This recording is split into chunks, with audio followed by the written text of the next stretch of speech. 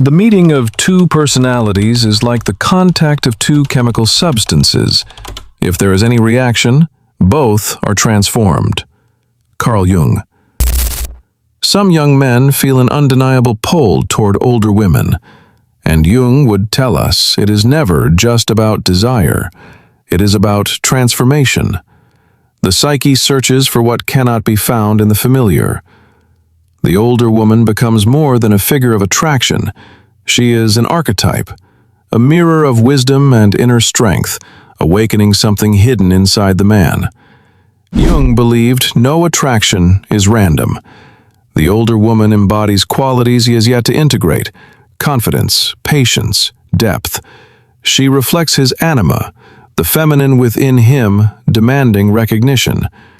What society calls taboo, Jung saw as signal, a message from the unconscious urging growth. This is why such connections feel both intoxicating and unsettling. They confront him with his shadow and force him to grow. Whether brief or lasting, these encounters often mark turning points. They reshape a man's vision of love and of himself. He does not simply fall for her. He is transformed by the encounter. That is Jung's insight. Every relationship is a mirror, and sometimes the most unexpected ones ignite the deepest awakening. In this video, we will dive into Jung's explanation of this attraction, uncover the hidden forces behind it, and reveal why it carries such profound meaning. Stay with me. And don't forget to subscribe, because here, we don't just talk about psychology, we enter the soul itself. At the very root of Jungian psychology lies a truth that explains why a young man may feel a deep and magnetic attraction toward an older woman. It is never merely physical, nor is it reducible to social cliches about novelty, rebellion, or desire. Jung teaches us that every encounter carries the weight of archetypes, those timeless images living in the collective unconscious, shaping how we love, how we long, and how we search for wholeness. Among these archetypes, the anima, the inner feminine of the man, plays a decisive role. A man does not simply see a woman with his eyes. He sees through her, into himself. She becomes a mirror, a living projection of what lies dormant within his psyche. And when that woman is older, more seasoned by time and life, she often awakens in him an image older than desire itself, the wise mother archetype, an embodiment of guidance, stability, and deep emotional wisdom. To the young man, this figure does not arrive as a replacement for his biological mother, but as a psychological symbol of nurture without overprotection, of strength without control, of love without the fragility of immaturity. This archetype carries the paradox of comfort and challenge. She soothes him with her emotional steadiness, yet demands from him a new level of self-awareness. For unlike younger partners, who may still be navigating their own storms of insecurity, older women often arrive with a certain clarity of emotion, a calmness born of scars healed and battles endured. This emotional maturity creates an aura of safety, a quiet harbor where the young man senses he can lower his defenses, step out of the noise of performance, and simply exist without fear of judgment. In a world where men are pressured to always prove, always strive, always conquer, the presence of such a woman feels like a return to a lost sanctuary of the soul. Yet it is not only comfort he finds, it is also initiation. Her experience, woven through years of choices, losses, triumphs, and reflections, turns the relationship into more than a romance. It becomes a school, a rite of passage, where the man is not just loved, but shaped.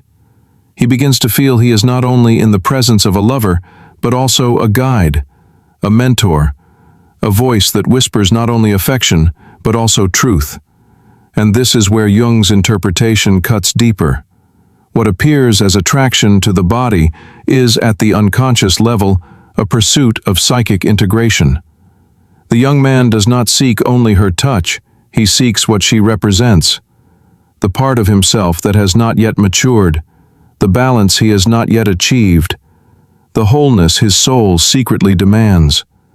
Her maturity draws him because it is his own unrealized maturity calling him forward. Her wisdom attracts him because it resonates with the wisdom he has yet to claim. This is why such relationships can feel both intoxicating and unsettling. They are not simply affairs of the flesh, but confrontations with the self. The anima calls, the archetype speaks, and the man finds himself drawn not to a person alone, but to the possibility of becoming more than he is. To love her is, in truth, to begin loving a hidden part of himself. This is the Jungian secret behind the magnetic force that binds the young man to the older woman. It is not scandal, not accident, not taboo. It is the unconscious striving for completion, enacted through the living symbol of the wise mother who appears in his life at the exact moment his psyche is ready to grow. When a young man is drawn to a mature woman, the lesson that lies beneath this attraction has little to do with age itself and everything to do with the deeper search for maturity within his own psyche. Jung reminds us that relationships act as mirrors. Every bond, every longing, every spark of desire reflects back to us aspects of ourselves that remain unrecognized or underdeveloped. For the young man, the pull toward a woman who radiates wisdom, stability, or grounded presence often symbolizes an unconscious yearning to claim those very qualities in himself. Yet this attraction is not without its dangers, for not every desire is born from a healthy place. Sometimes the draw to maturity is authentic, a call to rise into responsibility, strength, and depth. Other times, it is an escape, an attempt to borrow the wholeness of another rather than cultivating it from within. This is where discernment becomes essential, because there is a vast difference between being inspired by someone's strength and becoming dependent on it. A relationship rooted in dependency may feel comforting in the beginning, but over time, it creates imbalance. The younger man risks losing his own identity by leaning too heavily on the woman's stability, while she risks becoming trapped in the role of caretaker, carrying not just her own burdens, but his as well. For young men, the real advice is simple yet demanding. Do not mistake the attraction for an endpoint. Let the connection ignite your desire for growth, but never let it replace the hard work of developing your own maturity. Take the inspiration you feel and turn it inward. Build your own sense of responsibility. Learn how to carry your own weight, and cultivate emotional resilience so that your strength is not borrowed, but born from within.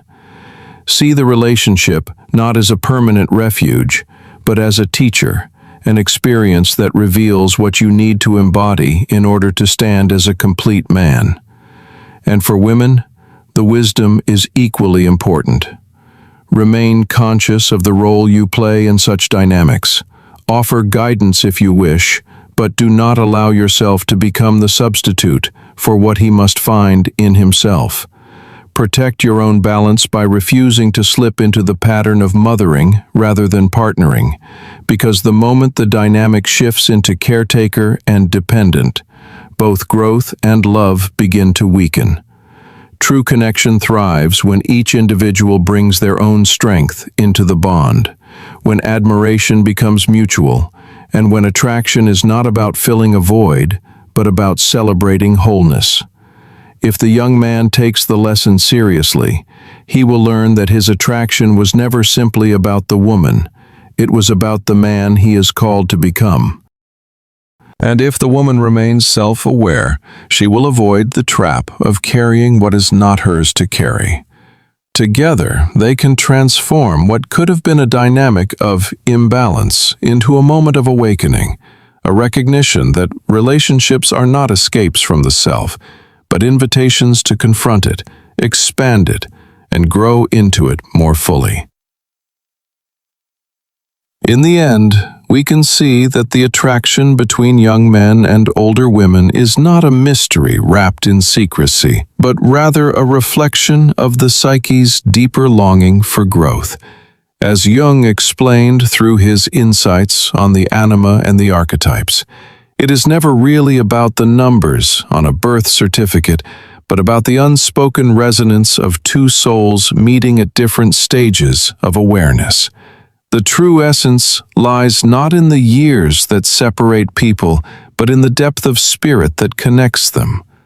Every relationship, no matter how brief or unconventional, carries within it the possibility of self-discovery, of unveiling a hidden corner of the self that was waiting to be seen.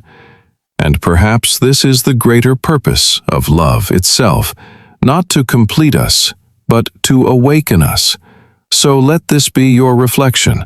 Are you seeking someone to fill a void within you, or are you seeking someone to share the fullness you have already cultivated?